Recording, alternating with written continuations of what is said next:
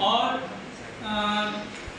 हिंदू और मुस्लिम जो समुदाय है उन पहले बताइए आप लोग मुस्लिम समुदाय के कुछ प्रमुख त्योहार के नाम बताइए।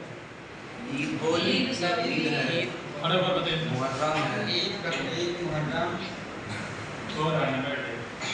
और हिंदू समुदाय के कुछ प्रमुख त्योहार के नाम बताइए। होली, दिवाली, जन्माष्टमी। क्या आपको पता है कि ईद कब मनाई जाती है?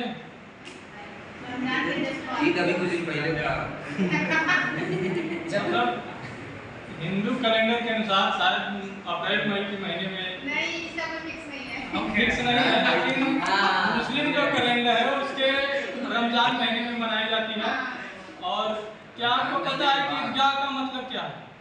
किसी को ईदगाह का रुको या पता है? आपको पता है? नहीं, पर नहीं पता। ठीक है, तो आज हम लोग पढ़ेंगे ईदगाह। थोड़ा सा उसमें मिलेगा ही मिलेगा।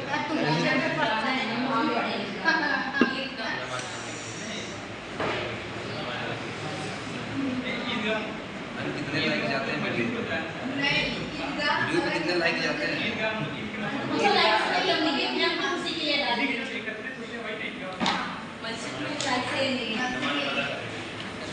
आपका नोटिफिकेशन सुबह डेली आ जाता है। आपके यूट्यूब का नोटिफिकेशन मेरे को सुबह डेली आता है। हमारे भी आ रहे हैं। पाठ पढ़ाने से पहले लेखक का परिचय देना चाहता हूँ। ईदगाह के लेखक का नाम है प्रेमचंद जी, जिसका जन्म 1880 ईस्वी में वाराणसी के लमई गांव में हुआ था और इनके माता पिता का बचपन में देहांत हो गया। इतना ही। और ईदगाह करते हैं साथ। रमजान के पूरे 30 रोजों के बाद आज ईद आई है। रमजान महीने के में लगभग 30 दिन तक रोजा चलता है और मुस्लिम समुदाय के लोग 30 दिन तक डेली रोजा करते हैं। और रोजा खुलने का समय शायद शाम 5 बजे के बाद होता है। दिन भर बिना निर्जल व्रत और भोजन किए रहते हैं। ऐसे क्रियाएं प्रतिदिन चलती हैं 30 दिनों तक। कितना मनोहर, कितना सुहावना प्रभात है। और उसमें लेखक प्रेमचंद जी कहते हैं कि यह कितना सुंदर है और यह कितना अच्छा सुबह है। रमजान की जब ईद आती है, रमजान खत्म हो जाता है, उसके जब सुबह ईद आती है उस दिन का यह वर्णन करते हुए कहते हैं वृक्षों पर कुछ अजीब हरियाली है। और लेखक कहते हैं कि जो आज वृक्ष भी बहुत खुश दिख रहे हैं और वृक्षों में हरियाली दिख रही है। खेतों में कुछ अजीब रौनक है, खेतों में भी बदलाव देखने को मिल रहा है। आसमान पर कुछ अजीब लालिमा है, आसमान में भी कुछ अजीब लालिमा है, मतलब उसमें भी कुछ बदलाव दिख रहे हैं। आज का सूर्य देखो कितना प्यारा है, कितना शीतल है। सूर्य के बारे में वर्णन करते हैं कि आज का सूर्य भी कितना सुंदर दिख रहा है, मानो संसार को ईद की बधाई दे रहा है।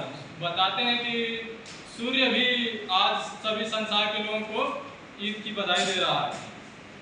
गांव में कितनी हलचल है, बता रहे हैं कि गांव में कितनी खुशी है ईद की वजह से। ईद जाने की सभी लोग ईद जाने की तैयारी कर रहे हैं। किसी के कुर्ते में बटन नहीं है तो वो बटन लगाने के लिए दर्जी के पास जाता है या फिर बगल वाले घर के पास से सुई धागा लेकर आकर खुद ही बटन सिलता है। किसी के जूते कड़े हो गए हैं, उनमें तेल डालने के लिए तेली के घर भागा जाता है। किसी के रखे जूते टाइट हो गए हैं तो उसको नरम करने के लिए बगल के तेली का घर है, वहीं पे जाकर तेल लेकर आता है। जल्दी जल्दी बैलों को सानी पानी दे रहा है। ईदगाह में जा बच्चे या घर वाले अपने जानवरों को जल्दी जल्दी से खिला रहे हैं, चारा खिला रहे हैं। ईदगाह से लौटते लौटते दोपहर हो जाएगी और सोचते हैं कि यदि हम जानवर को नहीं खिलाते हैं, उनको चारा नहीं डालते हैं तो ईदगाह जाएंगे तो हो सकता है कि देर हो जाए और वो भूखे ही रह जाएं। 3 कोस का पैदल रास्ता है। 3 कोस लगभग 5 किलोमीटर होता है और 5 किलोमीटर जाने आने में समय भी लगेगा। फिर सैकड़ों आदमियों से मिलना भेटना। ईदगाह में जाने के बाद सैकड़ों लोगों से भेंट मुलाकात होगी तो उसमें भी समय लगेगा, जिससे देरी हो जाएगी। इसलिए उन्होंने चारा भैंस को जल्दी जल्दी खिला रहे हैं। दोपहर के पहले लौटना संभव होगा। वो मानते हैं कि दोपहर से पहले नहीं लौट पाएंगे। लड़के सबसे ज़्यादा प्रसन्न हैं। जब छोटे बच्चे होते हैं तो मेला घूमने जाने के लिए वो बहुत उत्साहित होते हैं, और उसी में ये कई बच्चे हैं जो खुश हैं।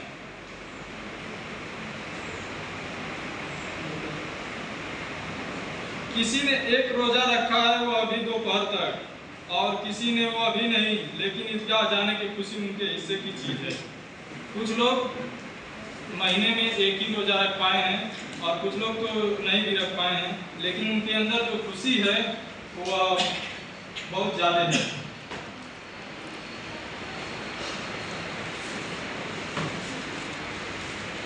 रोजे बड़े बड़े बूढ़ों के लिए होंगे, या रोजे बड़े बड़े बूढ़ों के लिए होंगे। इनके लिए तो ईद है। रोज का ईद का नाम रखते थे बच्चे, रोज रखते थे कि आज ईद है, ईद आएगी तो हम लोग मेला देखने जाएंगे। आज वो है आ गई, और आज जिस समय का इंतजार था वो आज समय आ गया। अब जल्दी पड़ी है कि लोग ईदगाह में क्यों नहीं चलते। अब जल्दी पड़ी है कि ईदगाह में क्यों नहीं जाते। ईदगाह का मतलब होता है इधर बढ़िया से बैठो।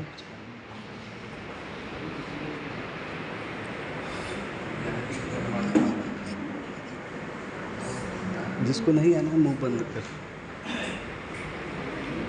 वह स्थान जहाँ पर ईद के दिन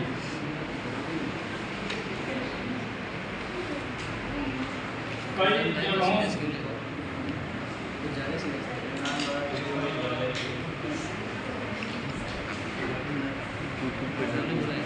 नमाज पढ़ने के लिए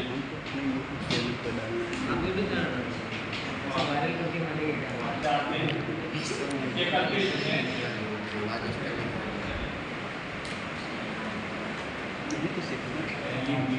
इन्हें तो सीखना क्या लगता है।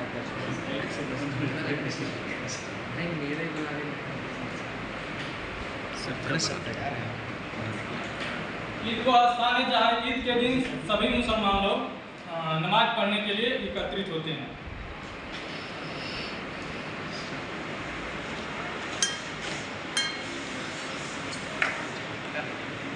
अब जल्दी पड़ी है कि लोग ईदगाह क्यों नहीं चलते। इन्हें गृहस्थी की चिंताओं से क्या प्रयोजन। सेवैयों के लिए दूध और शक्कर घर में है या नहीं, उनकी बला से ये तो सेवैयाँ खाएंगे, वह क्या जाने। अब अब्बा जान क्यों बदहवास चौधरी कायम अली के घर दौड़े जा रहे हैं। मतलब ये कह रहे हैं लेखक कि जब इतना दिन से लोग परेशान थे कि ईद आ गई है, मेला देखने जाना है, तो आज क्यों घर पे ही इतना समय बर्बाद कर रहे हैं, क्यों नहीं चल रहे हैं वहाँ पे। बच्चे परेशान हैं मेला देखने के लिए। उन्हें क्या खबर है कि चौधरी आज आंखें बदल ले तो ये सारी ईद मुहर्रम हो जाएगी। उनको क्या पता है कि चौधरी आंखें बदल ले तो सारी ईद मुहर्रम हो जाएगी। उनकी अपनी जेबों में तो कुबेर का धन भरा हुआ है। कहते हैं कि उनके अपने जेब में तो बहुत सारे धन हैं, बार बार जेब से अपना खजाना निकाल कर गिनते हैं, और वे बार बार अपने जेब से खजाना निकालते हैं कि यार कितना पैसा मिला है, चलेंगे मेला देखने, और बहुत खुश होते हैं। महमूद गिनता है 1 2 10 12। एक महमूद नाम का लड़का है, उसके पास 10 या 12 पैसे होते हैं। उसके पैसों में अनगिनत चीज़ें लाएंगे। वो बोलता है कि मैं जाऊंगा मेला तो बहुत सारी चीज़ खरीदूंगा, खिलौना, मिठाइयाँ, बिगुल, गेंद और न जाने क्या क्या। बिगुल जानते हैं आप लोग क्या होता है? पुपू सेट पुपू ही बिगुल एक होता है लंबा सा होता है। जरूर तो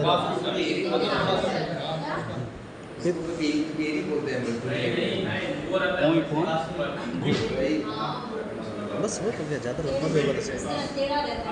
और सबसे ज़्यादा प्रसन्न है हामिद। अब आ गया है हामिद का कैरेक्टर। यहीं से असली कहानी की शुरुआत हामिद के यहाँ से ही होती है। तो वो 4-5 साल का है, करीब गरीब सूरत दुबला पतला लड़का है। हामिद जो 4-5 साल का लड़का है और बहुत दुबला पतला है, जिसका बाप गत वर्ष हैजे की भेंट हो गया। मतलब कुछ समय पहले जिसकी पिताजी की मृत्यु हो गई हैजे बीमारी के कारण। मां न जाने क्यों पीली होती होती एक दिन मर गई, और इतनी गरीबी थी कि उसकी माता भी कोई बीमारी हो गया था, जिसका पता नहीं, पैसा के अभाव के कारण पता नहीं चल पाया, और पीली होते होते वो भी मर गई। किसी को पता न चला क्या बीमारी है, जिसके पैसा न होने के कारण किसी को कुछ नहीं पता चला कौन सी बीमारी के कारण उसकी मृत्यु हुई है। कहती भी तो कौन सुनने वाला था, क्योंकि उसके पति मर गए थे। तो अब उसके घर में एक छोटा लड़का हामिद था और उसकी एक दादी थी जिसका नाम था अमीना। तो किससे कहेगी, कोई सुनने वाला उसके घर में नहीं था। और सबसे बड़ा कारण था कि उसके बहुत लोग गरीब थे, पैसे नहीं थे उनके पास। दिल पर जो कुछ बीतती थी वह दिल में ही रह जाती थी, और जब न सहा गया तो संसार से विदा हो गई। वह बहुत ज़्यादा कष्ट में थी और कष्ट को बांटने के लिए कोई नहीं था, और इसी को अपने अंदर दबाई हुई थी। और एक दिन स्वर्गवास उनका देहांत हो गया, स्वर्ग सिधार गया। अब हामिद अपनी बूढ़ी दादी अमीना को गोद में सोता था। अब हामिद 4-5 साल का लड़का था, तो उसकी दादी, केवल उसके परिवार में एक दादी थी, उन्हीं के गोद में सोता था, और उतना ही प्रसन्न है और बहुत खुश रहता था। उसके अब्बा जान रुपए कमाने गए हैं। अब्बा जान जानते हैं किसको बोलते हैं? पिताजी। पिताजी।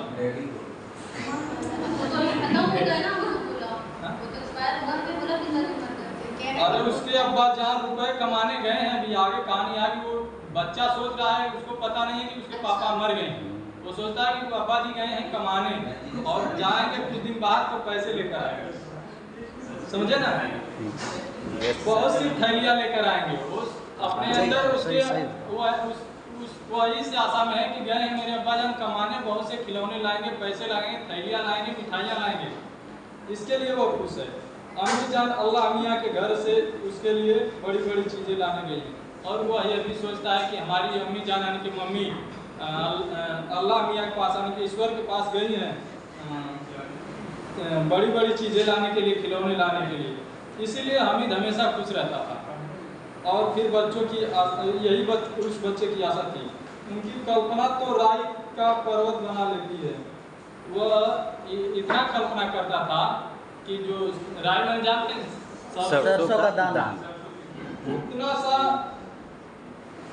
बड़ी राई का पर्वत बना, मतलब छोटे छोटे आशाओं से बड़ी बड़ी चीज़ें कुछ ज़्यादा ही सोच लेता है। बड़ी बड़ी इमारतें। इसलिए हामिद के पाँव में जूते नहीं हैं। इतनी गरीबी थी कि उसके दादी थी कमाने वाले, जो भी खर्चा चलाने वाले, तो उसके पास जूते भी नहीं थे कि वो पहने। सिर पर एक पुरानी धुरानी टोपी है जिसका गोट काला पड़ गया है। उसके सिर पर हमेशा एक पुरानी टोपी लगा था, और जिसका गोट काला, मतलब जो नीचे की पट्टी होती काला हो गया था। फिर भी वो प्रसन्न है। अब उसके अब्बा जान थैलियाँ, अरे और आदमी बना। अब उसके अब्बा जान थैलियाँ अम्मी जान नियामतें लेकर आएंगी। और भी बताइए, विराम दे दीजिए। नियामत माने जानते हैं क्या होता है? उसके इसमें लेखक बोलते हैं कि अब उसके अब्बा जान थैलियाँ लेकर आएंगी और अम्मी जान नियामतें लेकर आएंगी। मतलब नियामत माने होता है ईश्वर का दिया हुआ धन। जब वो कल्पना ही तो कर रहा है कि मम्मी गई हैं अल्लाह के पास, तो मुझे सामान लेकर आए, बहुत कुछ लेकर आए। वही नियामत में होता है ईश्वर का दिया था।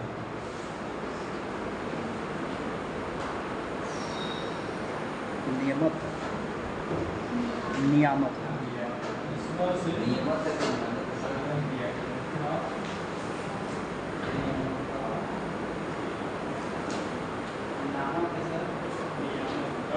खींच दो।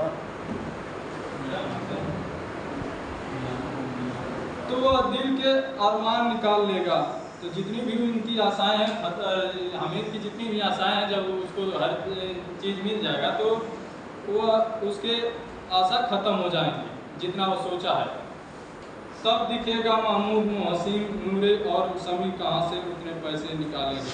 तो वो सोचता है कि जो उसके दोस्त मित्र हैं जिसका नाम है महमूद, मोहसिन, नूरे और समी, ये लोग कहाँ से इतना पैसा लाएंगे, कहाँ से खिलौना लाएंगे, क्योंकि उसके दोस्त जो थे चिढ़ाते थे। अब भागिन अमीना अपनी कोठरी में बैठी रो रही थी। जो उसकी अमीना है दादी है, एक रूम में बैठकर रो रही थी। आज ईद का दिन है और उसके घर में दाने नहीं है। आज ईद का त्यौहार है, सबके घर में खुशी है, लेकिन उसके घर में खाने के लिए दाने नहीं है। आज आबिद होता तो क्या इसी तरह ईद आती और चली जाती। वो सोच रहे हैं उसकी दादी कि यदि मेरा लड़का रहता तो ऐसे थोड़े ईद मनाया जाता, हमारे घर में भी खुशियाँ होती है, खाने के लिए कुछ ना कुछ व्यवस्था जरूर होता। इस अंधकार और निराशा में वह डूब जा रही थी और इसी सोच में वह डूबी हुई थी। किसने बुलाया था इस निगोड़ ईद को। वो सोच रहे हैं कि इस ईद के त्यौहार क्यों आ गया, इसको कौन बुलाया है, क्योंकि उनके पास व्यवस्था नहीं था ईद मनाने के लिए। इस घर में उसका काम नहीं है और बोल रहे हैं कि इसका यहाँ पर काम नहीं, लेकिन हामिद उसे किसी के मरने जीने से क्या मतलब। लेकिन हामिद बोल रहे हैं कि हामिद को इससे क्या मतलब, कोई मरे या जिए, उसको तो मेला देखने जाना है। बच्चे को यही खुशी रहती है कि मेला देखने जाना है।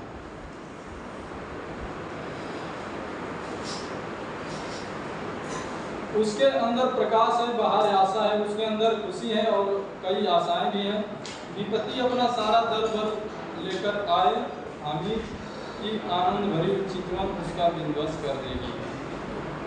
हामिद भीतर जाकर दादी से कहता है, तुम डरना नहीं अम्मा, मैं सबसे पहले आऊँगा। वह उसकी माँ जो अमीना थी वो मेला उसको भेजना नहीं चाहती थी, क्योंकि कहीं खो जाएगा, 5 साल का है, कहीं भी खो जाएगा और उसको देख रेख करने वाला उसके पिता भी नहीं, तो इसलिए वो डर रही थी। लेकिन हामिद कहता है कि मैं जाऊंगा अम्मा और सबसे पहले आ जाऊंगा मेला देख कर। बिल्कुल तुम इस बात से मत घबराना कि मैं कहीं गुम हो जाऊंगा और खो जाऊंगा। अमीना का दिल कचोट रहा है। गांव के बच्चे अपने अपने बाप के साथ जा रहे हैं। हामिद के बाप अमीना के सिवा और कौन है। वह उसकी दादी सोच रहे हैं कि गांव के जितने भी बच्चे हैं अपने पिताजी के साथ, अपने मम्मी के साथ, अंकल के साथ जा रहे हैं, लेकिन हामिद किसके साथ जाएगा, उसे कैसे अकेले मेले में जाने दें। उसी भीड़ भाड़ में बच्चा कहीं खो जाए तो क्या होगा। सोच रहे हैं कि कहीं जाकर के खो जाएगा। नहीं, अमीना उसे क्यों ना जाने देगी और सोच रहे हैं कि नहीं मैं नहीं जाने दूंगी, लेकिन वो लड़का बार बार जिद कर रहा है। 3 कोस चलेगा कैसे, पैर में छाले पड़ जाएंगे, जूते भी तो नहीं है। वह थोड़ी थोड़ी दूर पर उसे गोद ले लेगी। तो सोच रहे हैं कि मैं ही इसको लेकर जाऊंगी, लेकिन उसके पास काम भी रहता है, इसलिए नहीं जाने में समर्थ रहती है। और सोचते हैं कि छोटा बच्चा 3 कोस दूरी कैसे चलेगा, इसके पैर में जूते भी नहीं है और चलते चलते छाले भी पड़ जाएंगे और थक भी जाएगा। आगे भी तक रहा है तो कल पढ़ेंगे। चंदा क्या करें, मैं क्या पढ़ा रहा, खड़े हो जाओ। क्या पढ़ा रहा, क्या पढ़ा रहा? चिमटी वाली कहानी। पढ़ने का मन नहीं है ना, लगा दीजिए। तो पढ़ने का मन नहीं है तो फिर बताओ क्या करने का मन है। भूख लग रहा है, बोर लग रहा है, गूगल से डाउनलोड कर लीजिए। हाँ?